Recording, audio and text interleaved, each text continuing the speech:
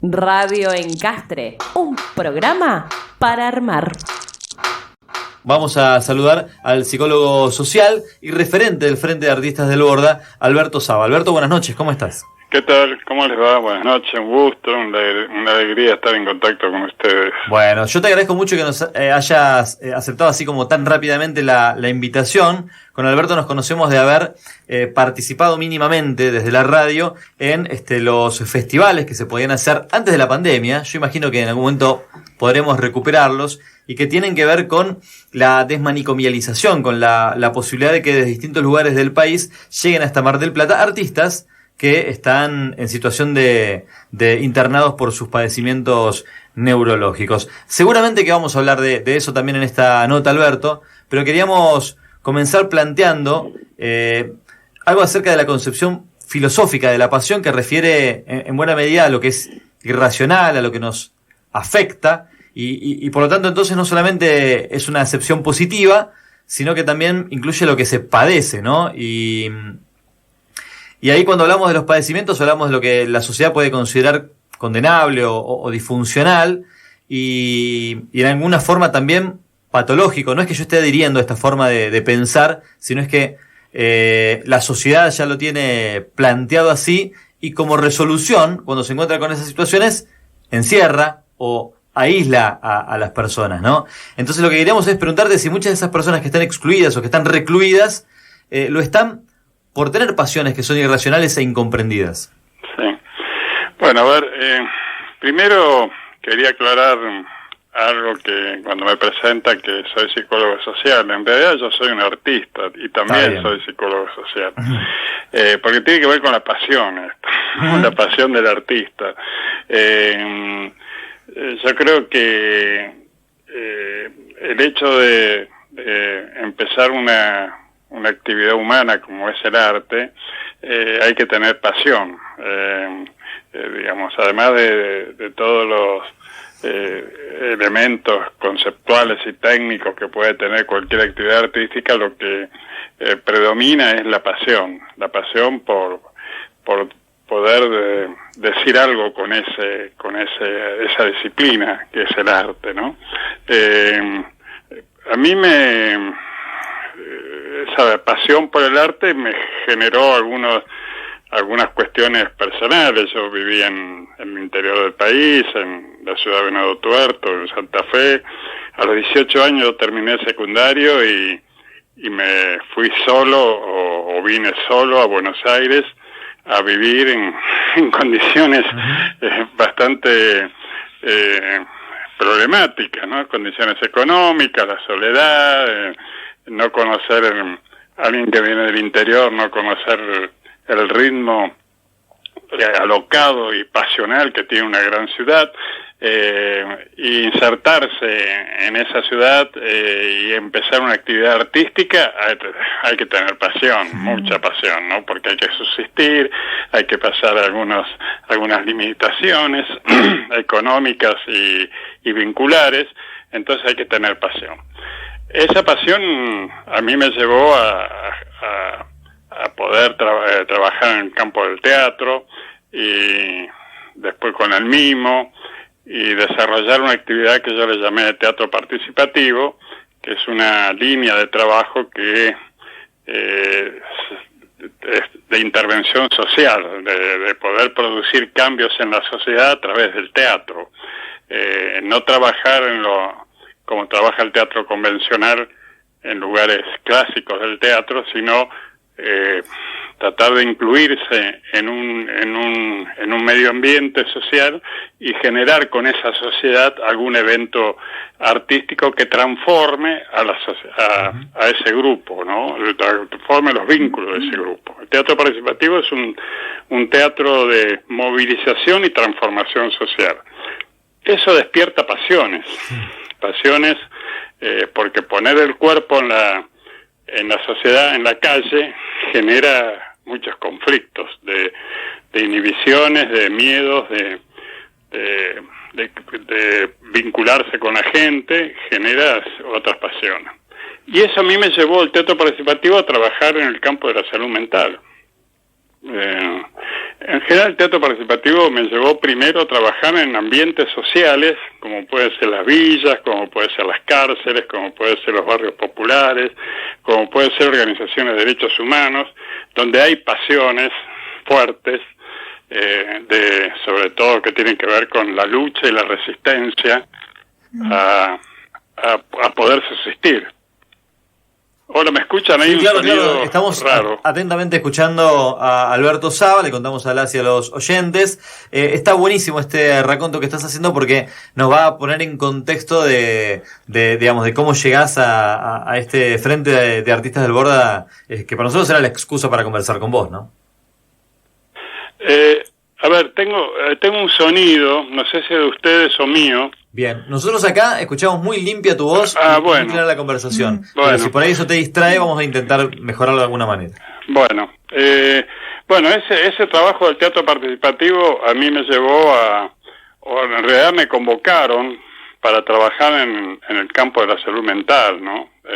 José Grandinetti, que es un psicoanalista, que él venía supervisando mis trabajos de teatro participativo, que repito, es de intervención y movilización y transformación social, me dice, vos que tenés experiencia en sacar el teatro a la calle, vení, porque el teatro participativo es eso, sacar el teatro a la calle, vení que se pueden sacar los locos a la calle.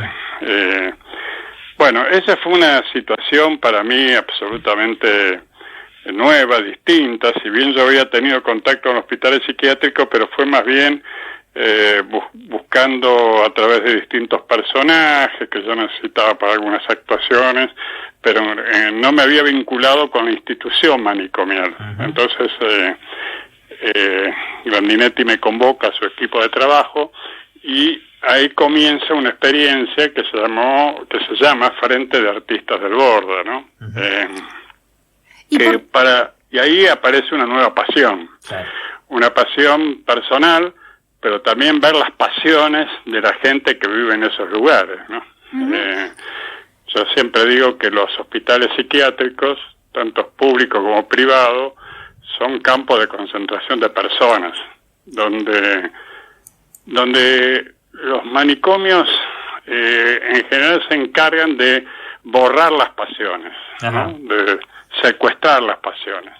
Una persona internada durante muchos años ya no tiene más la capacidad de pensar, sentir y hacer, ¿no? Pichon Rivière, que ahí sí, yo tomaría algo de la formación como psicólogo social.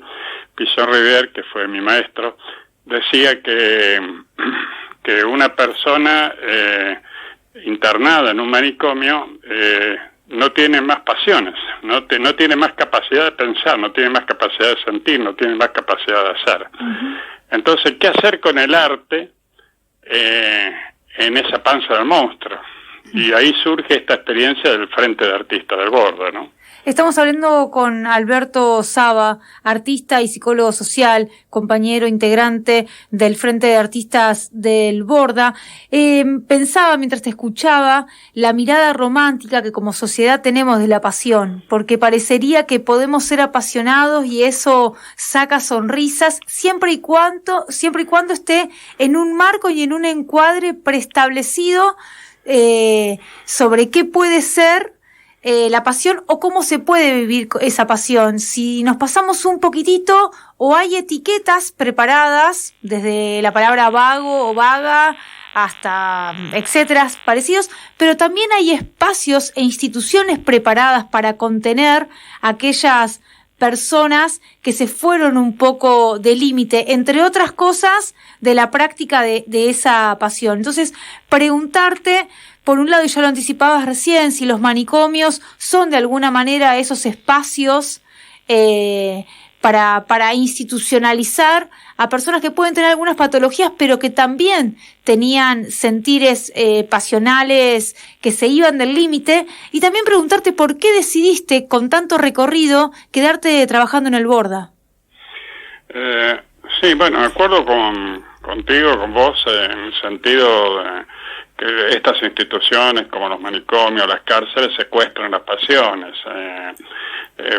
Uno entra a un hospital psiquiátrico y justamente no tiene ninguna posibilidad de poder poner en funcionamiento esas pasiones. Para mí la pasión es un acto de rebeldía, es un grito de rebeldía. Y paradójicamente estas personas que generalmente han tenido actitud de actos de rebeldía, actos pasionales, son secuestradas y internadas en un manicomio, ¿no? Yo siempre digo, en el manicomio las personas están internadas por la medicina, detenidas por la justicia y desaparecidos socialmente. Es duro lo que digo, pero son otros desaparecidos. Cuando yo entré al Borda, que eran en el año 1984, había en todos los hospitales psiquiátricos del país, no solo del Estado, sino cuando digo hospitales psiquiátricos también me remito a las clínicas privadas, que son más perversas que los hospitales psiquiátricos del Estado, porque además lucran las clínicas privadas lucran con esas pasiones, con esas enfermedades. Entonces había 30.000 personas internadas que para mí eran otros 30.000 desaparecidos. Ahora no hay mucho menos, habrá 17.000, 18.000, pero en todos los hospitales psiquiátricos del país y clínicas privadas hay esa cifra que son internados por la ciencia, detenidos por la justicia y desaparecidos socialmente. Desaparecidos socialmente, ¿por qué? Porque no existen, no están, como decía Videla, hijo de como quieran llamarle, clarísimo, de lo peor. Entonces no existen. Y sí, los manicomios te secuestran la pasión. Una persona internada durante mucho tiempo no tiene más la capacidad de pensar, ni de sentir, ni de hacer. Su cuerpo no existe. Es un ladrillo más del hospital, como dicen los compañeros algunos. Somos un ladrillo más de esta institución. Entonces, para mí la pasión es un acto de rebeldía. ¿Qué es lo que intentamos con el arte? Justamente que vuelvan a tener pasión. Que vuelvan a tener ese acto de rebeldía. Que vuelvan a sentirse que son personas pensantes, sintientes y creadoras, y a partir de ahí puedan tener esa pasión de denunciar lo que les pasa a ellos. Y a través del arte. Y como somos artistas, mostramos lo que hacemos fuera del manicomio, denunciamos lo que sucede dentro del hospital. Entonces, ese grito de rebeldía que produce la pasión del artista, ahora ya no encerrado, no esa voz acallada institucional, sino esa persona que vuelve a sentir, vuelve a ser, vuelve a creer que él es un sujeto pensante, sintiente y creador, se escucha en el afuera. Entonces aparecen otras pasiones, aparecen otras personas que intentan de alguna manera también sumarse a ese grito de rebeldía de estas personas tan internadas, y se produce un efecto social muy importante. La gente ya no se solidariza con las personas internadas del manicomio, que son artistas en este momento, de una cuestión religiosa, sino que se solidarizan a partir de un hecho político, ¿no? A partir de un hecho casi revolucionario, que está lleno, una revolución está llena de pasiones. Qué grande. Esto que mencionás, y la forma en la que lo decís también, ¿no? Que yo imagino que estoy haciendo algo que es una novedad para las y los oyentes, pues lo deben haber percibido, con muchísima pasión lo estás diciendo.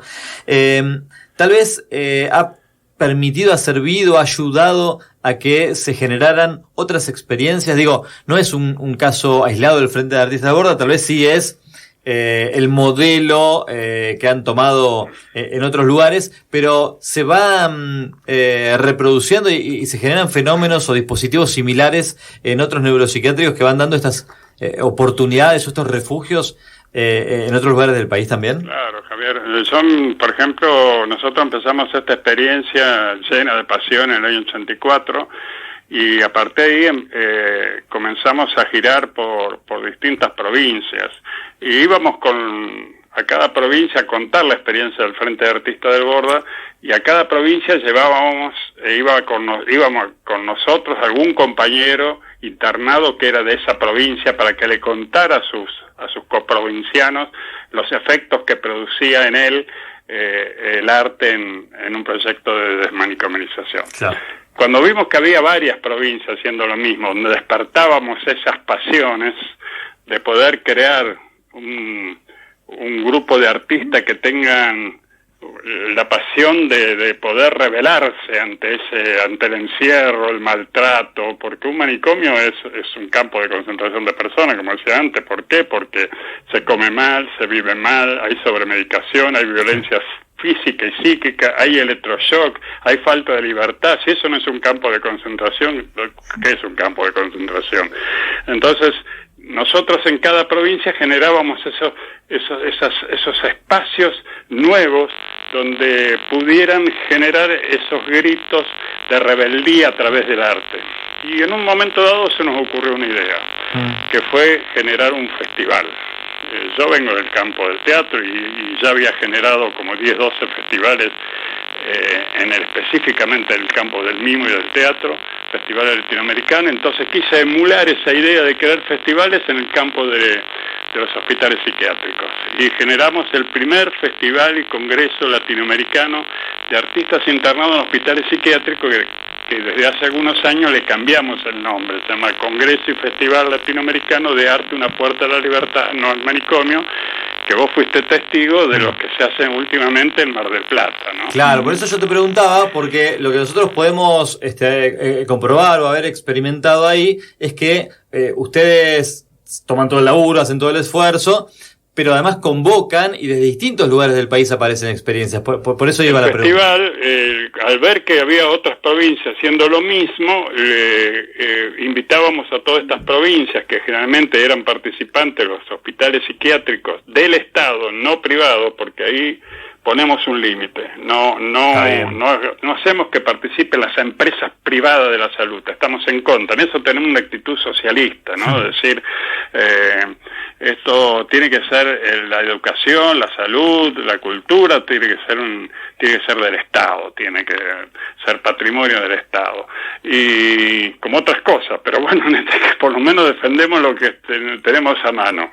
Y ahí participan grupos de pacientes internados, externados, que trabajan coordinados por artistas y por psicólogos sociales, que trabajen con el arte, un poco para dar cuenta de las posibilidades que tiene el arte de transformación en el campo de la salud mental en pos de una desmanicomerización. La desmanicomerización, que es la negación del manicomio, la negación de ese campo de concentración de personas, y donde el Estado debe garantizar circuitos de existencias comunitarias y sociales, que yo las conozco porque las he visto. Esta es una experiencia que nació en Italia en la década del 70, yo estuve en Italia conociendo esa experiencia, donde no existen los manicomios y las personas con sufrimiento mental no las necesitan internar en un manicomio, se internan unos días, 3, 4, 10, 15 días en un hospital general, y después se vuelven a vincular socialmente a través de empresas sociales, de trabajo, de educación, de familia. Bueno, el festival un poco era la idea de mostrar esas posibilidades que tiene el arte para generar una conciencia donde el público que vea los espectáculos vea buenos espectáculos, no loquitos haciendo cualquier cosa, sino buena calidad de espectáculos. Y bueno, estos festivales al principio se hicieron en Buenos Aires, y después vimos que ante la cantidad y la calidad de los espectáculos necesitábamos un lugar de alojamiento que pudiera albergar a las 500, 600, 700 y hasta 800 personas que participan de estos festivales, que repito, la mayoría son pacientes psiquiátricos internados y externados en hospitales psiquiátricos. Entonces pudimos alojar estas personas en el complejo turístico del Chapamalar, y los espectáculos se hacían algunas veces en el Teatro Colón y en los teatros Roxy, otras veces solamente en los teatros Roxy de Mar del Plata, donde Marcelo Marán ahí siempre nos dio una mano soberbia. Sin duda. Y bueno, es un evento único en el mundo, no existe. O sea, en Holanda sabemos que hay un museo de alienados, en Brasil también, pero un festival donde congrega espectáculos de teatro, de música, de mimo, de danza, de expresión corporal, de circo, de magia, de radio. no se daba, y bueno, por primera vez ya llevamos 14 festivales, y el año pasado teníamos que haber hecho el número 15 también ahí en Mar del Plata, pero no se pudo hacer por la pandemia. Estamos viendo a ver si este año se puede hacer, ¿no? Estamos en esa. Alberto, vamos con la última porque ya no nos queda mucho tiempo, pero no queremos dejar de preguntarte también por la política pública, porque todo lo que estás contando y todo lo que estás describiendo es alarmante. Obviamente no es la primera vez que lo escuchamos, porque hace rato también que un montón de colectivos y un montón de expresiones profesionales vienen advirtiendo y avisando cómo se transita una internación, incluso cómo se transita una externación también, ¿no? Porque para poder cuidar adentro de la institución o afuera de la institución se requiere de una estructura que no sé si está montada bajo una lógica o en clave de derechos.